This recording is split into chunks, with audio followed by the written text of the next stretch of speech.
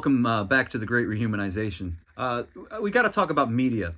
Now, this is going to play in going down the road with the things with propaganda we're talking about especially, but also ideology. So everything's going to blend together. So I don't know which number video this is going to be, 7 or whatever. I may not know until I start editing them and putting them out there, but I think we're tracking at number 7 right now. I'll just edit this out if I'm wrong. So anyway, we're going to talk about the media, and I want to talk about it in specific terms here.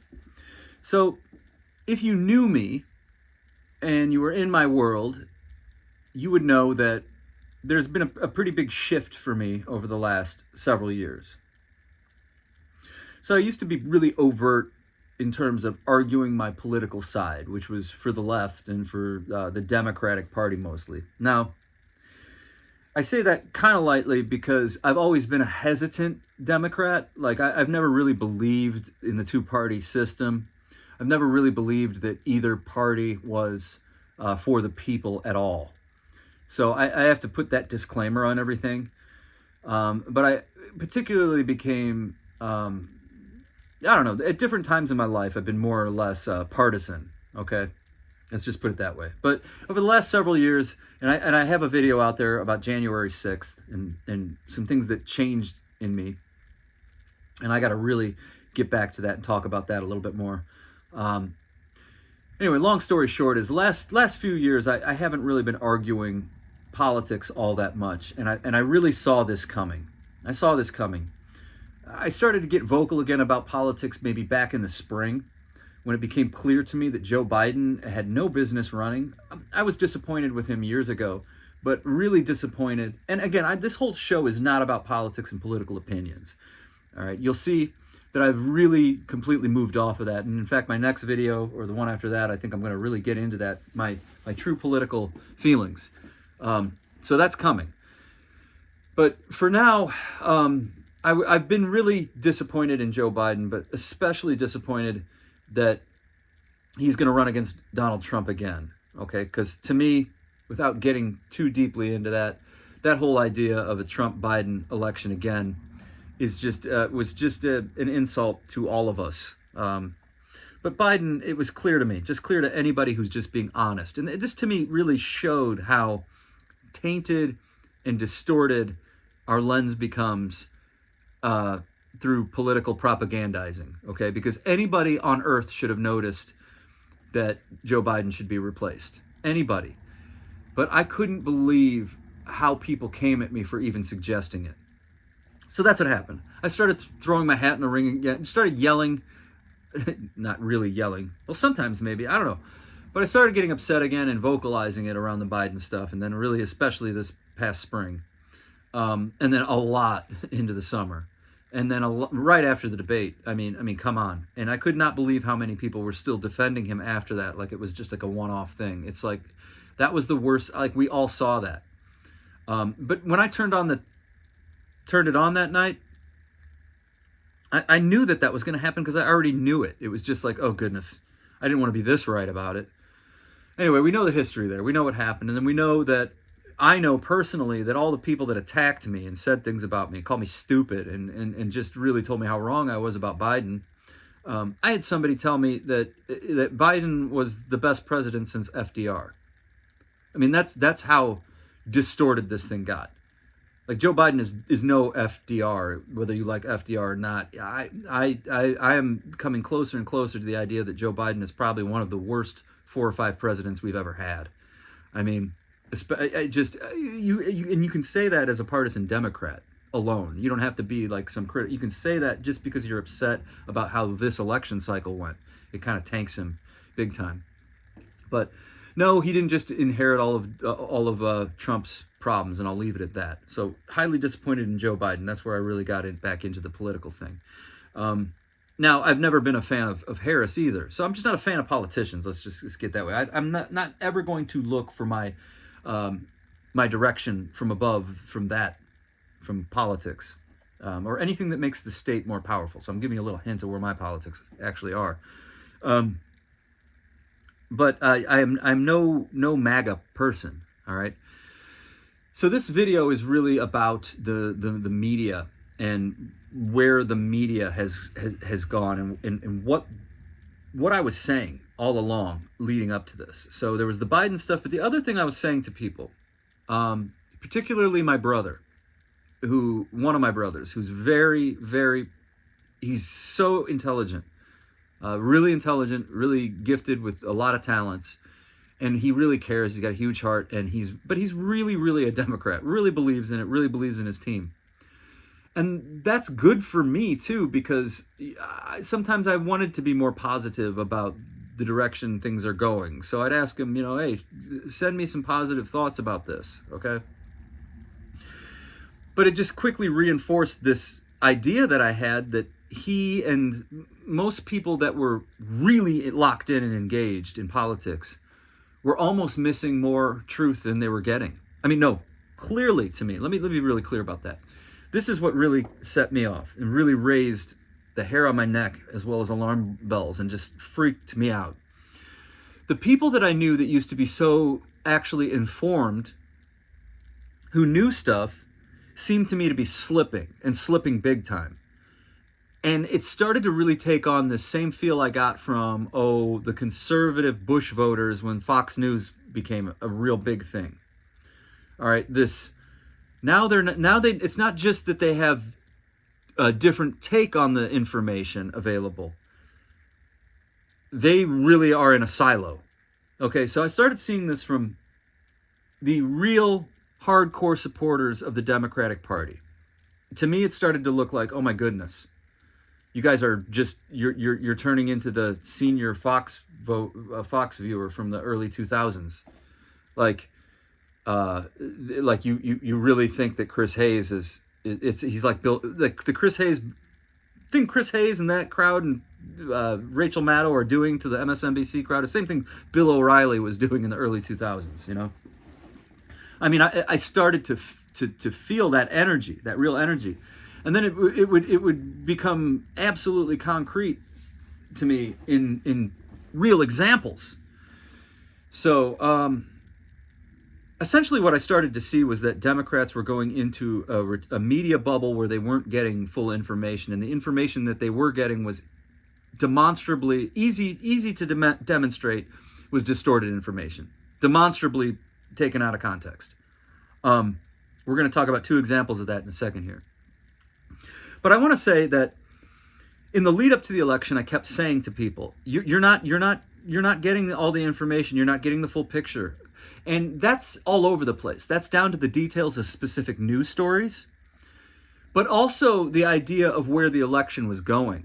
So, for example, my brother would flirt with the idea of landslide in Harris's favor, okay? And other Democrats I was hearing that from. Usually really highly fired up women. This isn't going to be close. We're going to go out there. We're going to get them this time. We're going to get them this time. And I would just sit there thinking, you guys aren't really talking to anybody anymore, are you? You're not really not talking to anybody. Like you aren't like, so on that, I'll say back in 2016, now there's a guy I really like in our community. He owns a bar. Okay. We call him Duffy. He's got a bar called Duffy's. All right. My band, we used to be like this house band there. We used to play there every Thursday night for a couple of years. And it was awesome. But Duffy's is this place, a local watering hole for live music.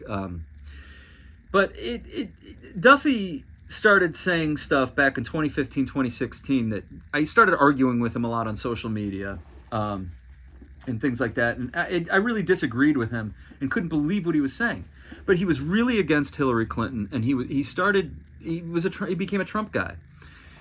But never mind those details. But what he was saying to me back then that really stands out to me, he would say stuff like, Martin, I am a dad. I take my sons to their sporting events. I travel around the region.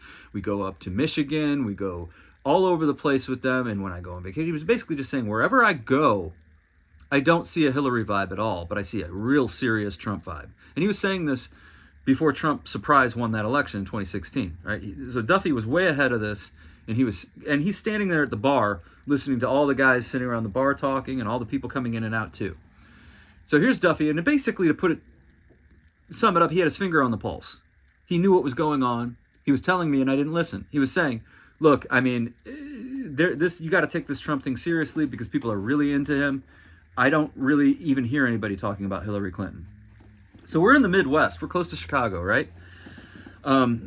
Now going back to that, so I even said to my brother, I'm like, man, I would listen to what Duffy says about politics going forward in terms of predictions of where the electorate's at before I listen to anything Lawrence O'Donnell is telling me, for sure. In fact, I even said, if you listen to Lawrence O'Donnell and not me, like I say that in my own arrogance, but I really didn't feel that way. I just felt like I was getting better information because I was looking in the right places. Now that brings me to this, okay? So leading up to this election, I was telling people all the time, like, I'm not getting your sense of confidence. I'm not seeing it. I am seeing way more people confident in Trump. I am seeing the Trump energy out there. I am not seeing, and I only saw it briefly right after Harris. After all those people who told me I was so wrong about Biden, when Harris came out, all that energy, that was the peak. That was the culmination of energy that came to the party, all right? Long story short, Harris, people are going to talk about whether or not she ran a good campaign and what tanked it and what didn't. The end-all be-all of it is that the Democratic voters became this increasingly isolated, especially the hardcore, firm party line, firm party voter, Harris supporter, Biden supporter, whoever the Democrats are going to run type of supporter. They're going to throw everything behind them and glorify them and be so fired up about it. I mean, there are people like that. It doesn't matter who the party is going to run. The people are going to hyperbolize and exaggerate as some great person, whether or not they thought that before the person was the nominee. That's just how it goes with people who are really devout in terms of their love for their party. All right, so I know several people like this, and they just didn't see it coming at all. And I tried to tell them. I tried to say, look, if you're watching MSNBC, you're not only not seeing all the other information, you're getting bad information, and you're propagandizing yourself, and you're also contributing to this craziness of the endless campaign cycle and feeding money to these partisan outlets, that like, we don't need it anymore. All right, we do not need it anymore. And that poses a real big irony, because the same people that really plug into that stuff are the same people now like lamenting Walter Cronkite in the days when you could just turn on a news anchor and get the truth. That was a myth too. So we got to get to that right now. So there was this unwillingness to even think that they were getting anything wrong, and people were fighting with me like crazy leading up to it. And then look what happens, okay? So in the days leading up to the election, I'm like, man, people are watching Joe Rogan. People are listening to Jordan Peterson. People are, people are watching their podcasts and stuff. They're not watching the nightly news. Young people aren't even watching Fox, I would say to people. They're not watching any of these things you guys are watching. I mean, you're literally in a silo. Not literally in a silo, but you are literally cutting yourself off from information and then building a figurative silo around yourself. How about that? How's that? So there's just a resistance to it the whole way. Now, the night of the election, I'm sitting there watching. I turn on the Lester Holt NBC News coverage, and then right away they start talking about exit polls and young people. And there's almost this glow on the anchors, like, oh, yeah, exit polls. Oh, this means it's going to be close. Harris is going to do well. And I'm thinking right away, I'm like, these exit polls with young people, the young people turning out is not going to be not the way you think it's going to be, because I'm already thinking about the young men. About 10, 15 minutes later, they cut back to a scene of one of the reporters at somewhere, and he's talking about exit polls. And he's like, well, the one thing we're really kind of surprised by here is all the young men mentioning one name, Joe Rogan. So one of the things that just drove me absolutely nuts with the coverage all night was this utter pusillanimous fakery on the part of these pundits in their stage makeup, acting like talk about out of touch. You just watch these people. I even saw a few times. Now this was just ridiculous. And a person with a normal Midwest accent, but every time they had to say the word Latin in describing people, they would say Latino with a Latin accent. I saw this numerous times that night. Somebody sitting behind a desk. Well, and then we're looking at these returns, and the Latino population is doing this, and then the Latino, like every time they'd say Latino, they would say it with a Hispanic act, like with an accent. I saw that so many times that night. It was just like, whoa, okay. Like, I don't know.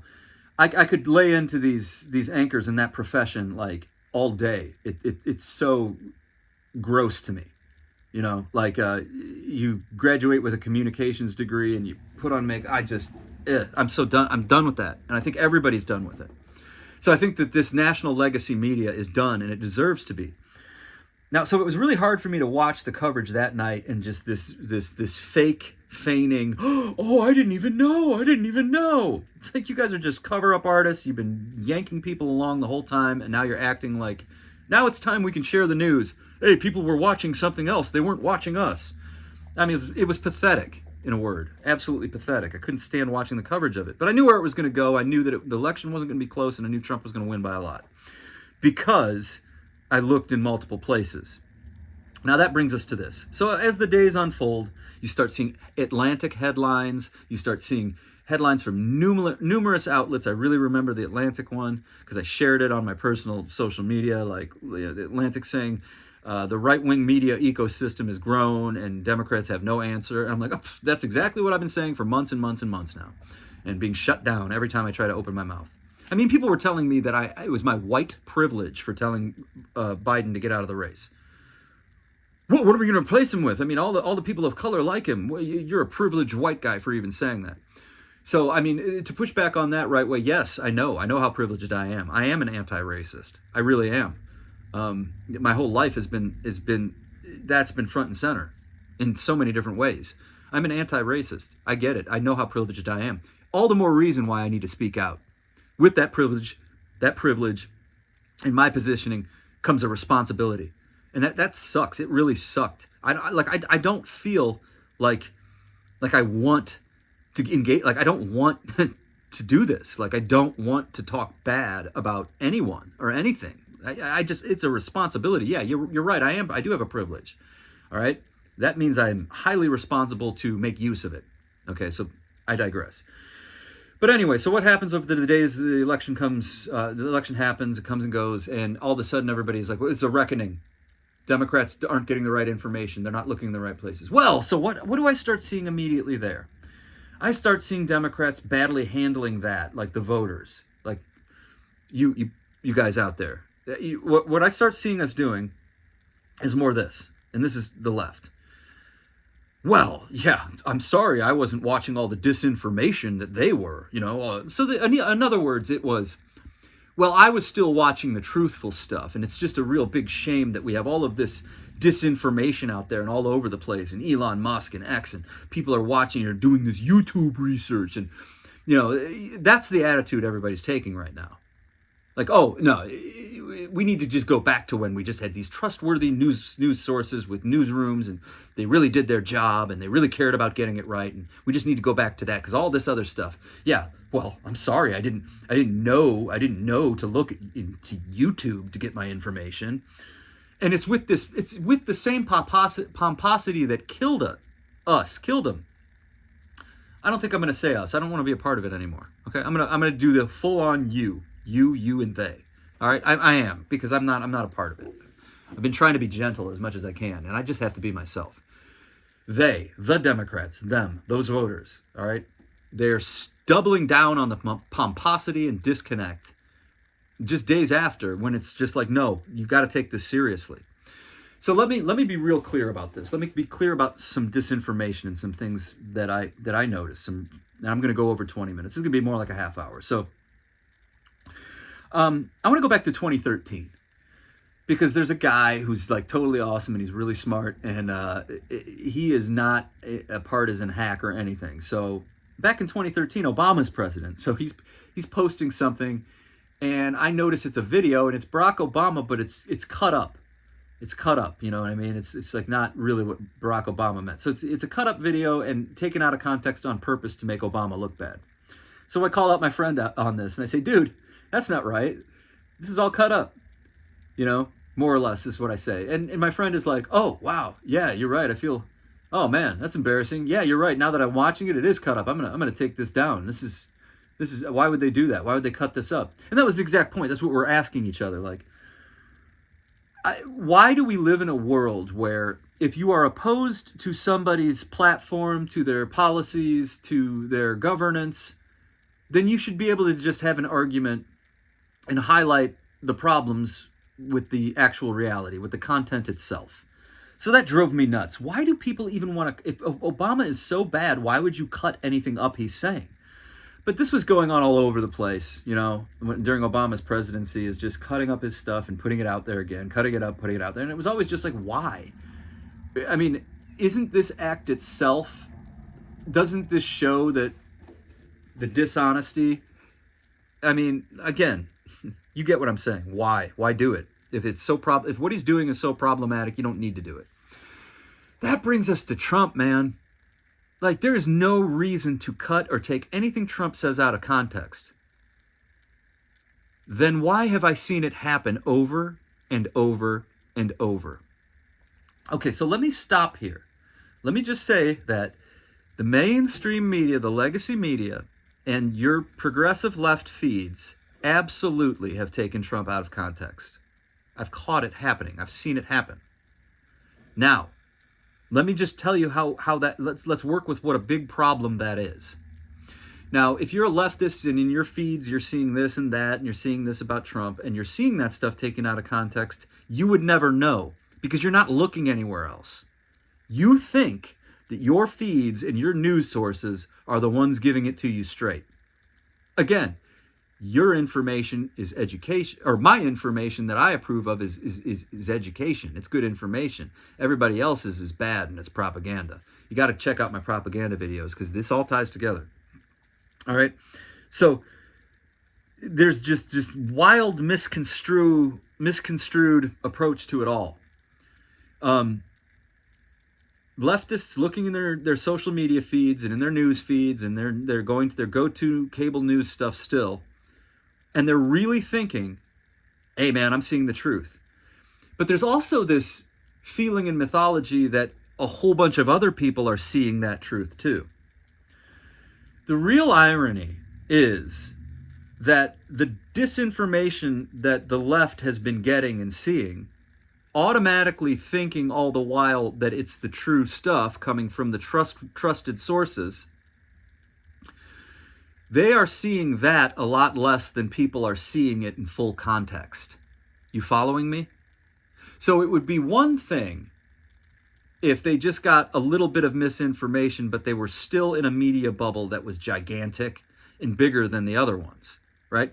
So if you give some disinformation about Trump on a cable news station and a feed where more people are looking at it than there are people seeing that disinformation in context, you're not going to have as big of a problem, okay? The problem that really has been catching up to the left and that really caught up to them this cycle is those little tidbits of disinformation, distortion, and things taken out of context.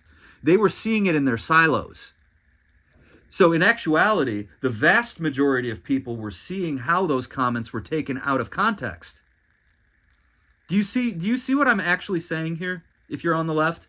No, it's not a matter of all of this new media being just a bunch of disinformation. It's a matter of, no, you have to go to it to find the full context, and people did. So let's just break down two things. There's no reason to take Trump or any politician out of context. There's none. Unless you're just being dishonest, okay? Unless you're pulling tricks, unless you're trying to move the needle with overt propaganda, overt active agitation propaganda, like a specific goal to meet that exact moment. Like if you want to distort things, there's no reason to take anything out of context in a political situation. You gotta have the full context, especially if you're the party that champions truth and education and getting it right. Okay? Because all in all, this has been a disaster, and we got to get real about it. So let's talk about J.D. Vance. So over the summer, J.D. Vance. Now, I had a problem all along with the left trying to make J.D. Vance this idiot. Because he's not an idiot, not even close. Like, you should be scared of him in a genuine sense if you're on the left. Like, you should really appreciate that man's intelligence. Like, you should. And it was an extreme mistake to do any of this stuff with him. I mean, this guy's not Donald Trump, okay?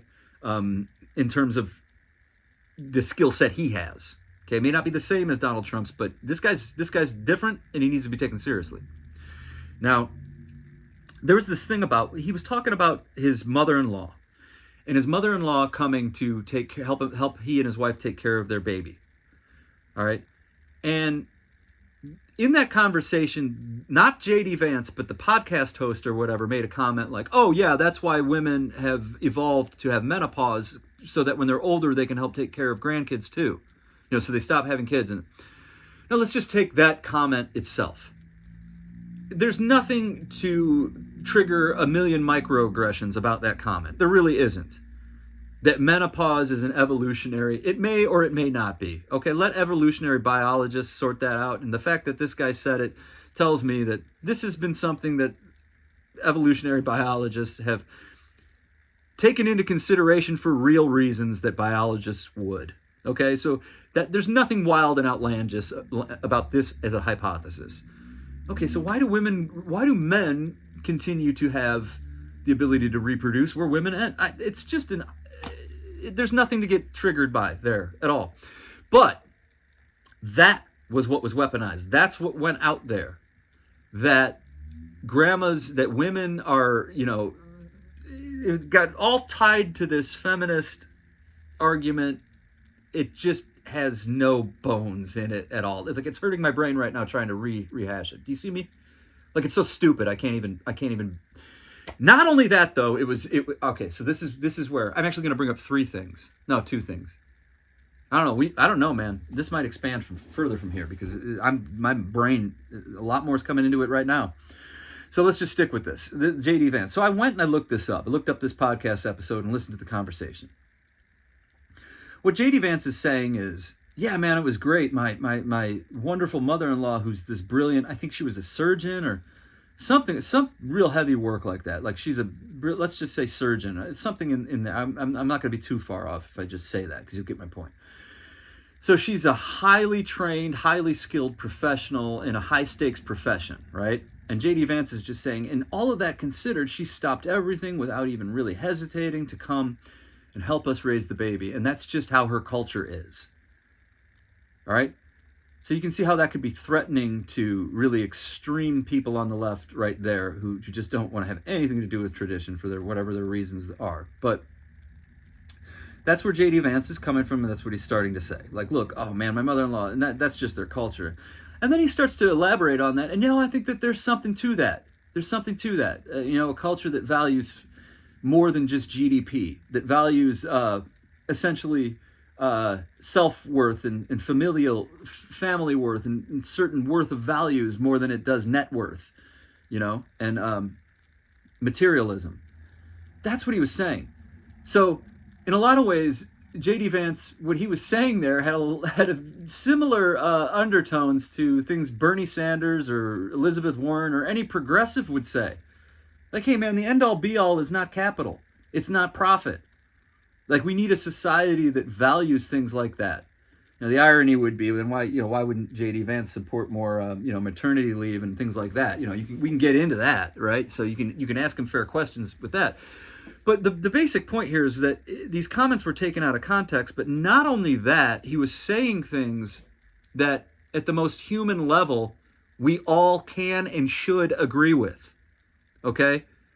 Like, maybe I'm crossing the line by saying we should agree with it, but for the most part, most people, if you just strip out all the politics and the names and just start having a conversation about it, we're not all going to be attacking each other and distorting it and at each other's throats about comments like that. We're all going to be like, oh yeah, there's crass materialism, and yeah, we got to get back to valuing some other things besides our consumer reality. That's exactly what J.D. Vance was saying. Like, look, the consumerism, the materialism, the GDP, the economy, all those things, yeah, they're important, but they're not the end-all, be-all. Like, it was just such a basic human point. And it was just so torn apart in the media. So that's one level of it. Okay, that's just one thing that popped into my head. But we have to talk about the Liz Cheney and the firing line thing, because that was extraordinary.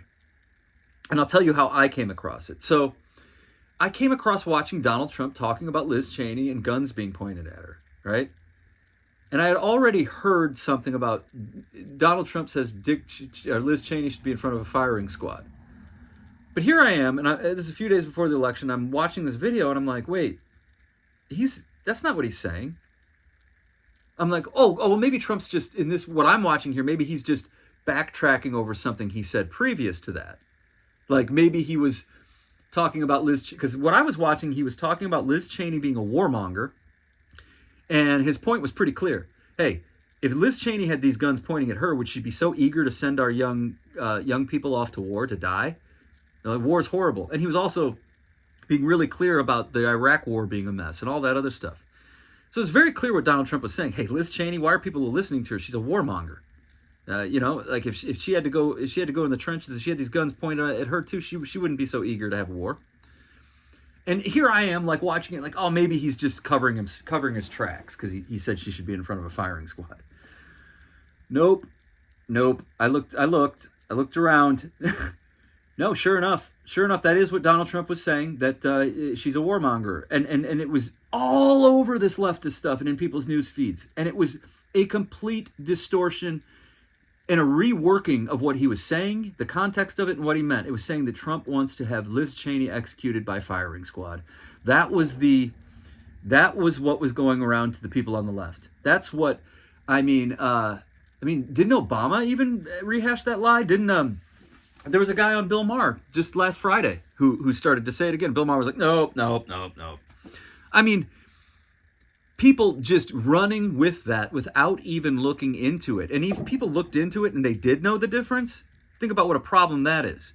Anyway, there's no reason to take anybody like Donald Trump and cut up anything he's saying. And that's not the only time it has happened.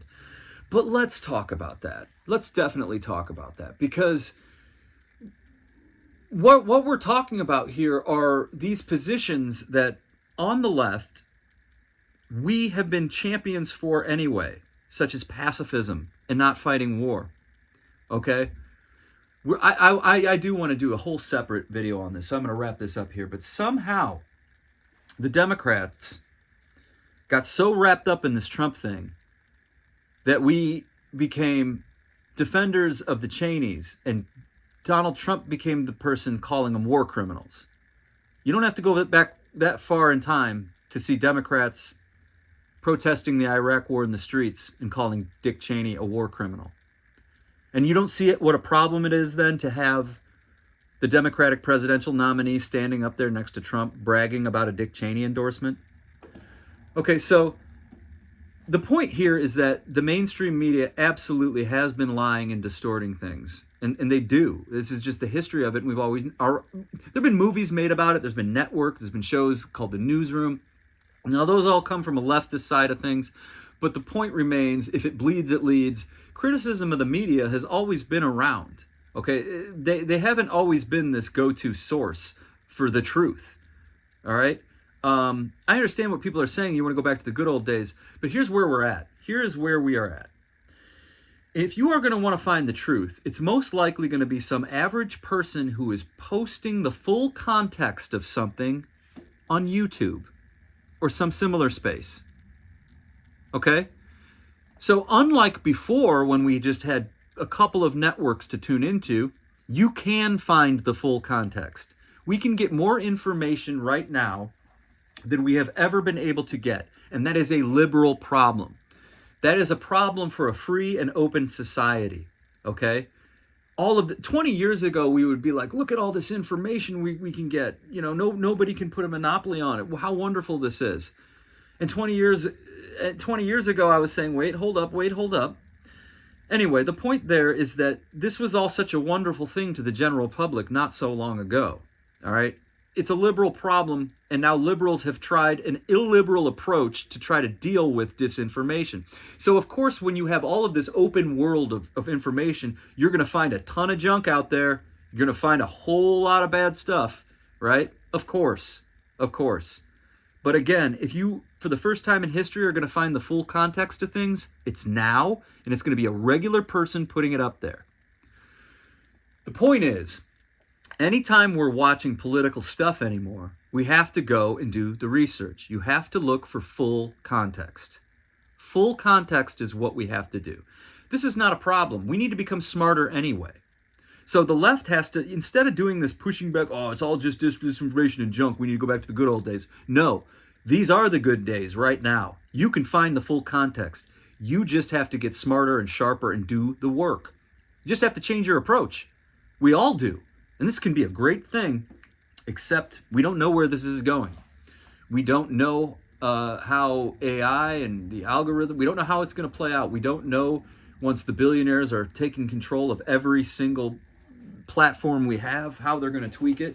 We don't know how much AI is going to flood things with a fake reality. We just don't know yet. But as of right now, let's just say all things considered, if you want to know what's true or what's not, you have to look for it, and it's probably there. It's probably a regular person posting it in full context, like I keep saying. But then there's a lot of great stuff out there. I mean, this whole flipping, YouTube research. Are you kidding me? You can find academic lectures from every great university on YouTube.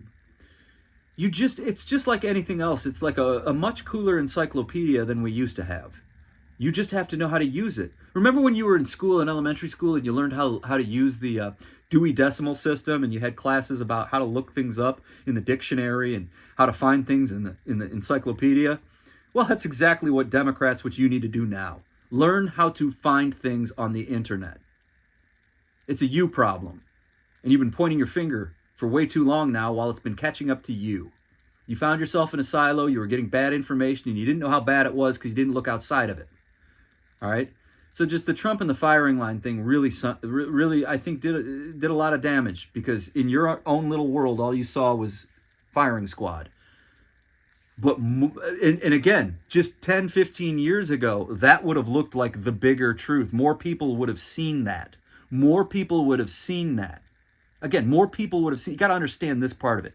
More people would have seen that just 10 or 15 years ago. They would have seen that taken out of context. So nobody would have ever really realized how badly it was taken out of context. Just a few people on the right yelling about it that you would have dismissed you'd just dismissed them outright. Okay? So stop dismissing people. You just have to adjust. You have to learn how to find your information again. You have to be educated. Okay? Educated people, it's time to go back to school in a lot of ways. All right?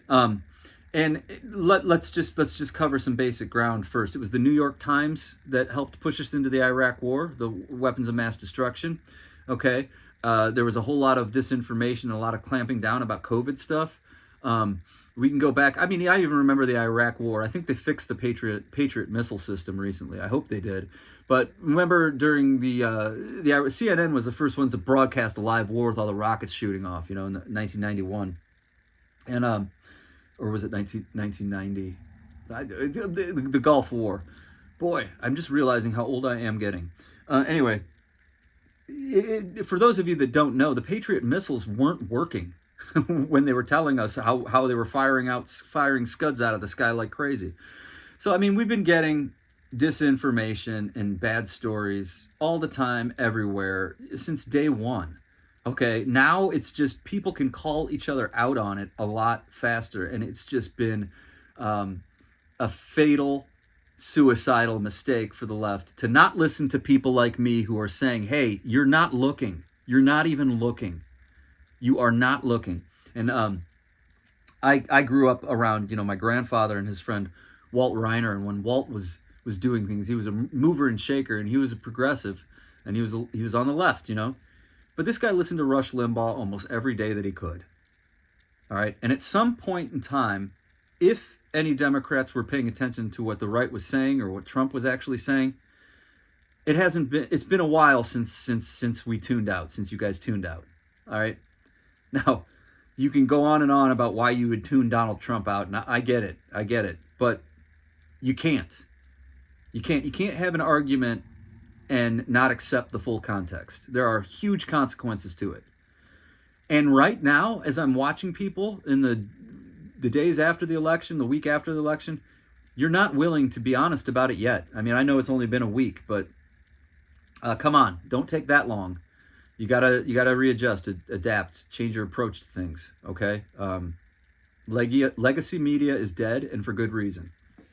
All right, you gotta shut it off and start looking elsewhere. And we have to make sure that those spaces, the ones that you've been trying to shut down, the illiberal stuff, like trying to get corporations to block people and shut information down.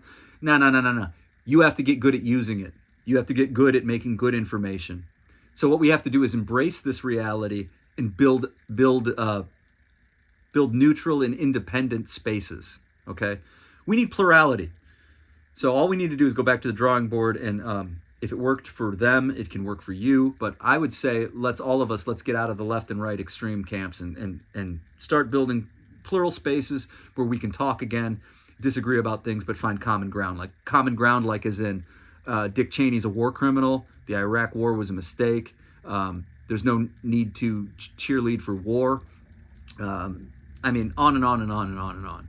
So I'm going to do a specific video about how people are propagandized to take stances that are in diametrical opposition to everything that they have believed themselves supporting prior to that. Did that make sense? Anyway, be wise as serpents, be harmless as doves. I send you out as sheep amongst wolves. Be the light of the world, be the salt of the earth. Don't do anything I wouldn't do. Peace be with you, God be with you. Next time.